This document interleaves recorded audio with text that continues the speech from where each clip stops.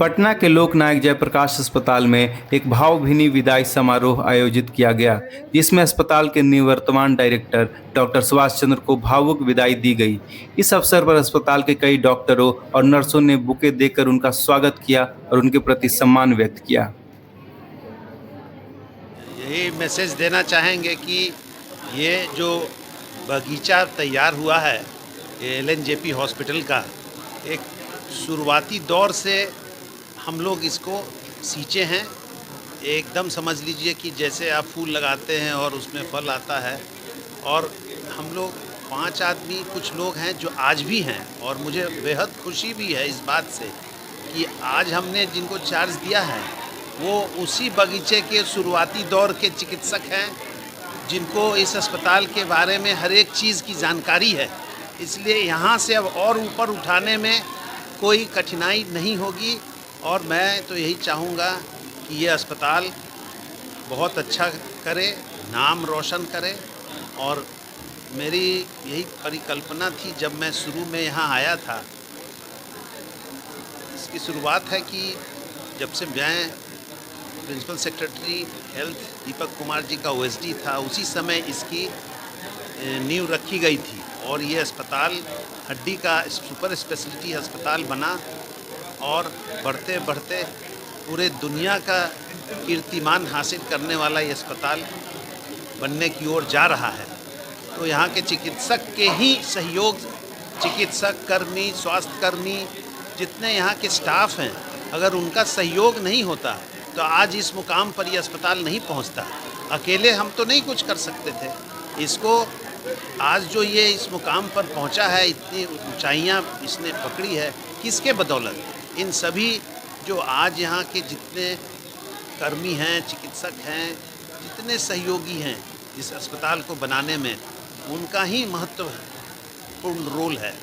हर एक आदमी अपना अपना कार्य कर रहा है, और मिला करके ये एक सफल अस्पताल के रूप में जाना जा रहा है। चिकित्सक अच्छे संख्या में सर्जरी कर रहे हैं। हाल ये है कि बेड खाली नहीं मिलता है, लोगों को निराशा होती है। उसी आशा में इसको 400 बेड का ऑर्थो न्यूरो हॉस्पिटल बना दिया गया। मैं समझता हूँ वो भी जब 400 बेड आएगा तो फिर उसमें भी इसी तरह की भीड़ और परेशानी शुरू हो जाएगी। सर, आपके कार्यकाल में ही मशीन भी लगाया गया है, कहीं ना कहीं बड़ी उपलब्धि है। जी, मेरे ही कार्यकाल में 24x7 एक्सरे की सेवा शुरू हुई थी।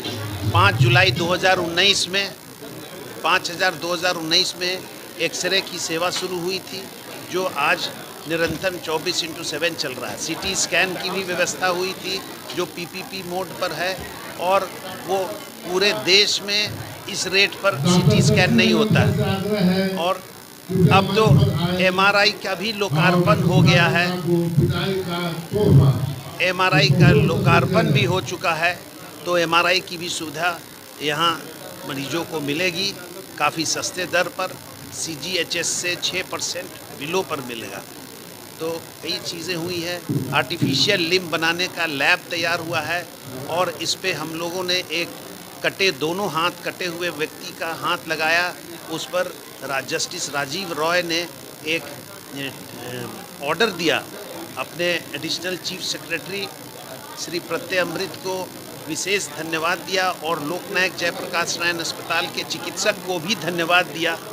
साथ ही हमारे इस अस्पताल के उत्थान के लिए हमारे स्वास्थ्य मंत्री श्री मंगल पांडे जी का बहुत हाथ है।